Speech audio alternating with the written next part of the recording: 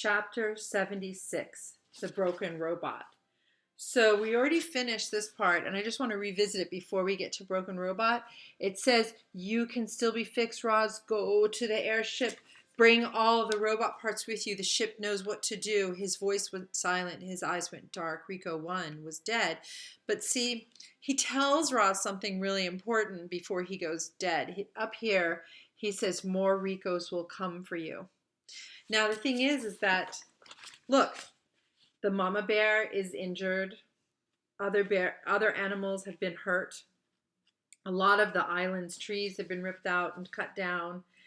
And the Rico 1 is telling Roz that more Ricos will come. And Roz can still be fixed. Go to the ship. Bring all the robots' parts with you, because Ricos are recover robots. They go to recover the other robots and bring them back. Why they have guns is a little bit problematic for me, but it's the case. They're like battle robots. They recover and battle the things that stop them, maybe.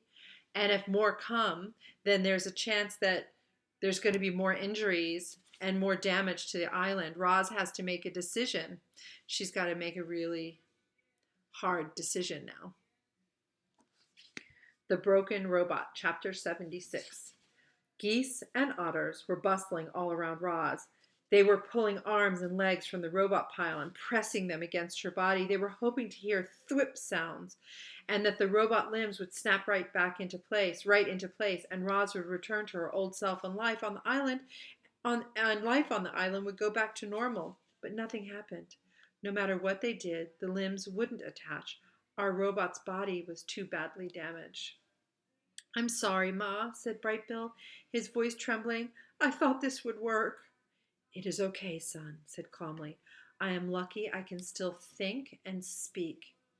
The animals tried to smile at their poor friend, but they couldn't hide their sadness. Roz was a mangled wreck, and there was nothing they could do to fix her. The robot wanted to be strong for her son and her friend. She wanted to ease their worried minds and tell them everything would be fine, but Roz knew that everything would not be fine. She looked down at her broken body. Then she looked up at the geese and the otters, and she said, I will need some help getting home. So there she is. You can see Bright Bill and all the friends circled around her, and she says, I need help getting home. The question that I have when I finish this journal is, what does home mean? Is it home to her nest? Home to the factory? Chapter 77, The Meeting. Strong, nimble creatures carried Roz up the sea cliffs and across the island. They carefully propped her up inside the nest. They built a fire, and then they left the robot with her son. Roz and Bright Bill sat there staring at the flames until the goose finally said, Do you need anything, Ma? I could really use some new arms and legs, the robot chuckled at her own bad joke. That isn't funny, cried the goose. My mother is broken and I don't know what to do about it. I am sorry for joking, Roz adjusted her voice to a more serious tone. I know you want to fix me, but there's nothing here, and nothing anyone here can do. At these words, her son looked away. Bright Bill, I'm afraid we have some difficult decisions to make. I think you should arrange for a meeting of our closest friends. We could use their advice. The goose disappeared out the door, and soon Roz's oldest and wisest friends were on their way. Loudwing was the first to arrive. She limped into the lodge on her injured foot and sat close to her robot friend. Mr. Beaver appeared next, followed by Fink and Swooper. Then Tawny curled up on the floor. Mother Bear was too badly hurt to make the journey, so Nettle came in her place. She sat in the garden with her enormous head jutting in through the doorway. Bright Bill returned with Chit-Chat, who was nursing her burned tail. The last one to crawl in was Crag, the old turtle. Once everyone was there, the meeting began. The group talked all through the night. They discussed the Ricos. They discussed what to do about Roz. They discussed how to keep the island safe. There were stark differences of opinion, and tempers flared. But by daybreak, the group had agreed to a plan of action. You know, the difference is that Roz, because she has friends, she doesn't have to make any of her decisions alone. She has a group of people that can talk to her and give her counsel. That's called, like, will tell her what they think and she will say what they think, and they'll arrive at a decision together. That morning, the Dawn Truce didn't take place in the great meadow. Instead, it took place in a small meadow by the foot of the mountain in front of the airship. Weary animals quietly hobbled into the clearing. The only sounds came from the gurgling brook that wound through the gathering and right past our robot. Roz sat in the wet grass. She was leaning against a rock. She looked so sad and frail. However, she still had her thoughts and her words, and for the moment that was all she needed. Good morning, animals of the island. Roz's voice filled the meadow. I must look strange to you all beaten up like this, but I hope I still sound like your friend. Hundreds of heads nodded. You fought bravely yesterday. You risked your lives defending me, and I am eternally grateful. But many of our friends were wounded. Some may not recover, and there is worse news.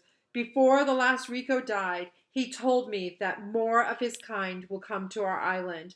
They might already be on the move, and even if we defeat them, still more will come. My makers will not rest until all of their property has been retrieved. They want the dead robots. They want the broken parts. They want me. I want to pause because I want to make sure that I revisit this. Because the Rico, sometimes you could think that someone is all bad, like the Rico is a bad guy. But if the Rico was all bad, he wouldn't have told Roz about how more would come. He would have just silently gone out and kept that with him if he was all bad. But he wasn't all bad. And because Rico gave that information to Roz, now they can make a better decision. Okay, the crowd was silent, but I care about this island far too much to put any more lives in danger. And so, my friends, I must leave. Voices cried out, Don't go, Roz! Next time we'll be prepared. We risked our lives so you could stay. I hear you, the robot's voice cut through the din, but look at me. My body is ruined, and the Rico said, the only ones who can help me are my makers. What if he lied? Howled a voice. You can't trust those monsters. You are right, said Roz. He might have been lying. There may be no hope for me, but that is a chance I have to take.